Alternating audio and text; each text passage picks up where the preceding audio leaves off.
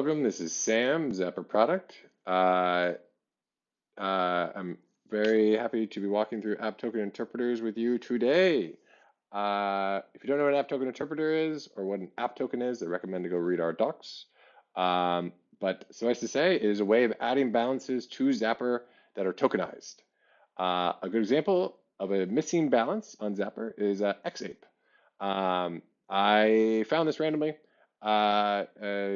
just noticing that it was missing from someone's portfolio.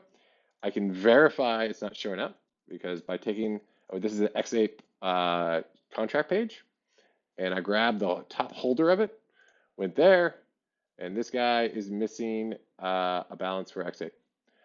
You actually see him even getting it xape here for ape out, so it's like, oh wow, there's value there. This is definitely not worth 0 tokens, and we should show it. Click this button, and then it opens up the app token interpreter template. Our app token interpreter modal, app token interpreter, where you fill in things.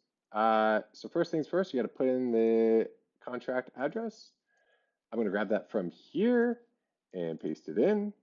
Great. And then I select a chain. Great. And you see it populating over here. Cool. And you see, oh, it even like tells you this is the right contract. You can open it, and you see that this is everything's working hunky-dory.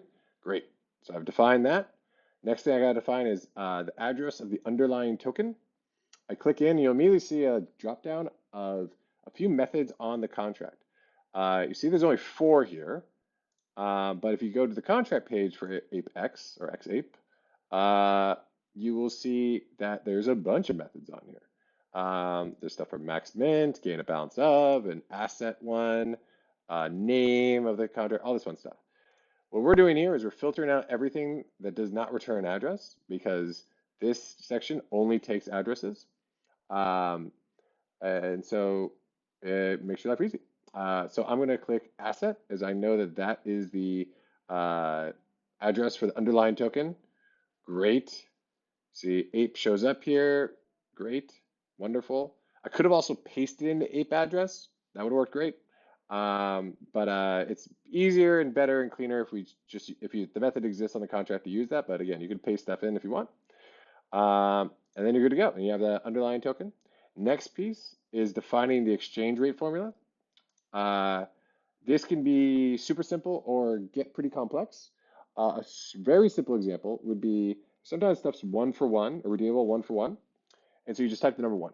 And you see over here, actually, we update the preview where it's like 1 xape is worth $1.36 because its underlying token, its exchangeable for it, is worth also $1.36. And this is great. You could just be done here if it's exchangeable 1 for 1. For xape, it's actually a little more complex. I believe their thing is using a conversion rate. And so what I do is I'll use the at button to pull up a list of all the methods now. So now I have all the options. And I believe what I want to do is take convert to assets. And then I'm going to type in a large number. Great. And you see here that when you type in 100,000, it says it's worth 173,000. That just kind of gets an exchange rate, and I'm going to divide by 100,000 now. And bang. Now it's like, okay, great. The exchange rate is 1.73 to 1. And you see here that that is now reflected over here as well, where xape is worth $2.35, whereas the underlying token is worth $1.36. So xape's worth more than that.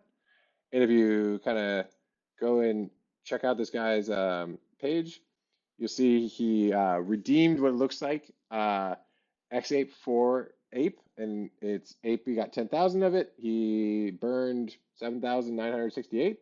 So xape clearly is worth more than 1 ape on a 1-to-1 basis. So it looks like this looks great. Just kind of sense checking that. And now we're kind of done with defining this contract. I click next. Now we get into the naming section, or the app association section, which is optional if you don't know.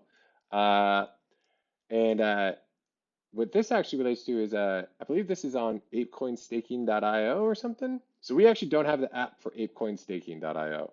So actually what you can do is, you can actually just type in what the app should be. Like just like that, like, hey, this token is on apecoinstaking.io. Love the app. Great. And now we're good. And I hit submit. And now this goes away, and the Zapper team will approve it. Okay, and I did some magic on the back end really quick to approve this. So I would have seen this as pending in my submissions until it was approved. And now I jump over here, and where there previously was not ApeCoin staking this guy's portfolio, there now is. And I go here, and I can see there's a little app page now that I created as well. And voila, he had 7,968. That's worth 18,000. There's now 18,000 more dollars in this individual's portfolio. Very exciting. And that's it. Super simple.